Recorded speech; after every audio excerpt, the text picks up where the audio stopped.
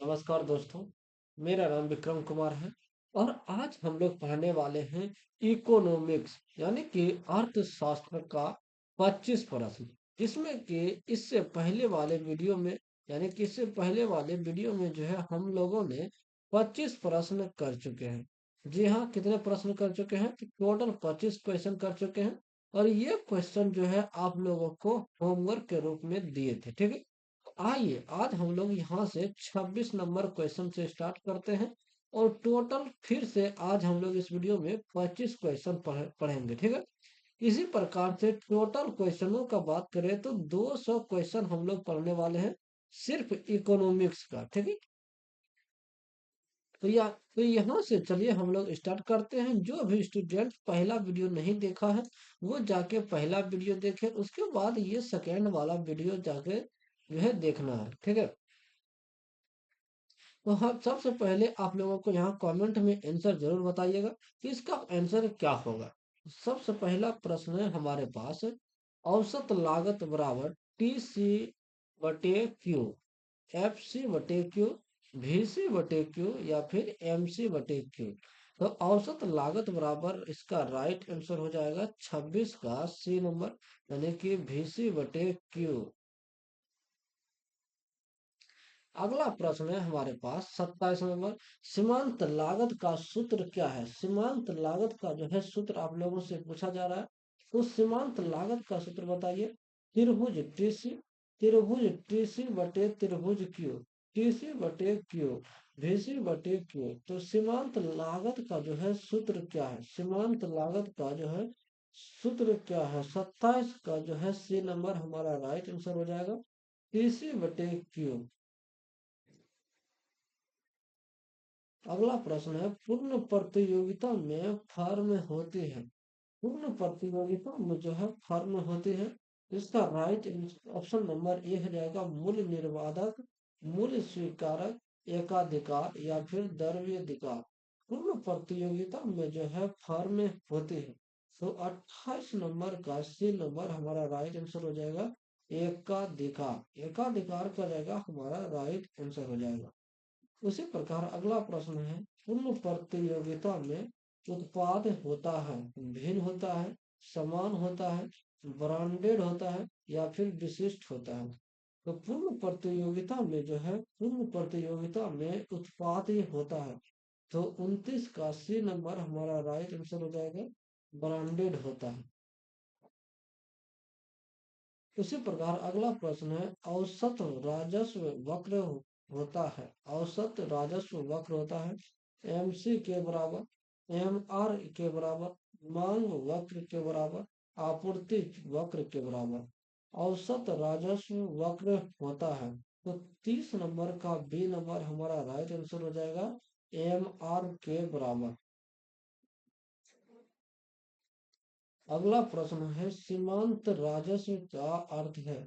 सीमांत राजस्व का अर्थ है कुल राजस्व, प्रति इकाई राजस्व, अतिरिक्त इकाई से राजस्व या फिर लाभ। सीमांत राजस्व का अर्थ क्या है? 31 का डी नंबर हमारा राइट आंसर हो जाएगा, लाभ। अगला प्रश्न है, लाभ अधिकतम होता है जब, लाभ जो है अधिकतम होता है जब ए आर बराबर ए सी, एम आर बराबर एम सी, टी आर बराबर टी सी, एम सी बराबर ए सी। तो लाभ जो है अधिकतम होता है जब, तो 32 का ए नंबर हमारा राइट आंसर हो जाएगा, ए आर बराबर ए सी। उसी प्रकार अगला प्रश्न है, एकाधिकार में फर्म होती है। एकाधिकार में जो है फर्म होती है मूल्य स्वीकारक, मूल्य निर्धारक, घाटे में या फिर सरकारी। एकाधिकार में जो है फर्म होती है। तो 33 का राइट आंसर हो जाएगा ऑप्शन नंबर सी, घाटे में। उसी प्रकार अगला प्रश्न है, एकाधिकार में मांग वक्र होता है। एकाधिकार में मांग वक्र होता है पूर्ण लोच का, शून्य लोच, नीचे की ओर ढलान, ऊपर की ओर। एकाधिकार में जो है मांग वक्र होता है। तो 34 नंबर का सी नंबर हमारा राइट आंसर हो जाएगा, नीचे की ओर ढलान। इसी प्रकार अगला प्रश्न है, एकाधिकार प्रतियोगिता में उत्पादी होता है, समान होता है, भिन्न होता है, सरकारी होता है या फिर मुक्त होता है। तो एकाधिकार प्रतियोगिता में जो है उत्पादी होता है। तो 35 का ये नंबर हमारा राइट आंसर हो जाएगा, समान होता है। क्या होता है? समान होता है। उसी प्रकार अगला प्रश्न है अल्पकालीन आपूर्ति। अल्पकालीन आपूर्ति जो है वक्र किसके बराबर होती है? तो MC के बराबर, AC के बराबर, ABC के बराबर या फिर MR के बराबर। तो अल्पकालीन आपूर्ति वक्र जो है किसके बराबर होती है? तो 36 का D नंबर हमारा राइट आंसर हो जाएगा, MR के बराबर। MR हमारा राइट आंसर हो जाएगा। ठीक है। उसी प्रकार अगला प्रश्न है 37 नंबर। 37 नंबर प्रश्न कह रहा है कि बाजार संतुलन होता है जब मांग आपूर्ति हो, आपूर्ति मांग हो, मांग आपूर्ति हो या फिर कीमत शून्य हो। तो बाजार संतुलन होता है जब, तो 37 का राइट आंसर हो जाएगा ऑप्शन नंबर बी, आपूर्ति मांग होता है। आपूर्ति क्या होता है? मांग होता है। उसी प्रकार अगला प्रश्न है अधिशेष की स्थिति में कीमत। अधिशेष की स्थिति में कीमत बढ़ती है, घटती है, स्थिर है या फिर शून्य है। अधिशेष की स्थिति में कीमत जो है, अधिशेष की स्थिति में कीमत जो है स्थिर रहती है। क्या रहता है? स्थिर रहता है। इसी प्रकार अगला प्रश्न है 39 नंबर, कमी की स्थिति में कीमत। कमी की स्थिति में कीमत जो है घटती है, स्थिर है, बढ़ती है या फिर शून्य है। कमी की स्थिति में जो है कीमत, इसका राइट आंसर हो जाएगा ऑप्शन नंबर सी, बढ़ती है। अगला प्रश्न है 40 नंबर, सरकार द्वारा अधिकतम कीमत तय करना कहलाता है। सरकार द्वारा अधिकतम कीमत तय करना कहलाता है, कर कहलाता है, सब्सिडी कहलाता है, मूल्य सीमा या फिर बाजार। तो सरकार द्वारा अधिकतम कीमत तय करना जो है कहलाता है। 40 के बी नंबर हमारा राइट आंसर हो जाएगा, सब्सिडी। सब्सिडी क्या हो जाएगा? हमारा राइट आंसर हो जाएगा। उसके बाद 41 नंबर प्रश्न है हमारे पास, कर लगाने से आपूर्ति वक्र। कर लगाने से आपूर्ति वक्र जो है बाएं खिसकता है, दाएं खिसकता है, स्थिर रहता है या फिर समाप्त हो जाता है। कर लगाने से जो है आपूर्ति वक्र क्या होता है? तो कर लगाने से आपूर्ति वक्र बाएं दाएं खिसकता है। अगला प्रश्न है 42 नंबर।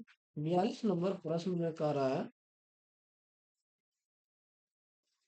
42 नंबर प्रश्न कह रहा है कि सब्सिडी देने से आपूर्ति जो है घटती है, बढ़ती है, स्थिर रहती है या फिर शून्य होता है। तो सब्सिडी देने से आपूर्ति, सब्सिडी देने से आपूर्ति क्या होता है? तो 42 का डी नंबर हमारा राइट आंसर हो जाएगा, शून्य होता है। क्या होता है? तो शून्य होता है। उसी प्रकार अगला प्रश्न है 43 नंबर। ये प्रश्न कह रहा है कि उपभोक्ता अधिशेष का अर्थ है लाभ है, बचत है, भुगतान करने की इच्छा और वास्तविक भुगतान का अंतर है या फिर आय। उपभोक्ता अधिशेष का अर्थ क्या है? उपभोक्ता अधिशेष का अर्थ क्या है? तो 43 का डी नंबर हमारा राइट आंसर हो जाएगा, आय। उसके बाद अगला प्रश्न है 44 नंबर, उत्पादक अधिशेष संबंधित है। उत्पादक अधिशेष संबंधित है उपभोक्ता से, लागत से, न्यूनतम स्वीकार्य मूल्य से या फिर आय से। उत्पादक अधिशेष संबंधित है 44 का जो है, 44 का डी नंबर हमारा राइट आंसर हो जाएगा, आय से। आय हमारा क्या हो जाएगा? राइट आंसर हो जाएगा। अगला प्रश्न है सीमांत लागत वक्र का आकार होता है। सीमांत लागत वक्र का आकार होता है यू आकार, सीधा, उल्टा यू या फिर क्षैतिज। सीमांत लागत का, सीमांत लागत वक्र का जो है आकार होता है 45 का डी नंबर हमारा राइट आंसर हो जाएगा, क्षैतिज। अगला प्रश्न है 46 नंबर, औसत लागत वक्र क्या है? यू आकार का, सीधा, क्षैतिज या फिर शून्य। औसत लागत वक्र जो है क्या होता है? तो 46 का ए नंबर हमारा राइट आंसर हो जाएगा, यू आकार का। अगला प्रश्न है, दीर्घ काल में सभी कारक होते हैं, स्थिर होते हैं, परिवर्तित होते हैं, अर्ध स्थिर होते हैं या फिर निश्चित होते हैं। तो दीर्घ काल में सभी कारक होते हैं, 47 का बी नंबर हमारा राइट आंसर हो जाएगा, सीधा होता है। उसी प्रकार अगला प्रश्न है 48 नंबर, पैमाने के प्रतिफल संबंधित है। पैमाने के जो है प्रतिफल संबंधित है अल्प काल से, दीर्घ काल से, कीमत से या फिर मांग से।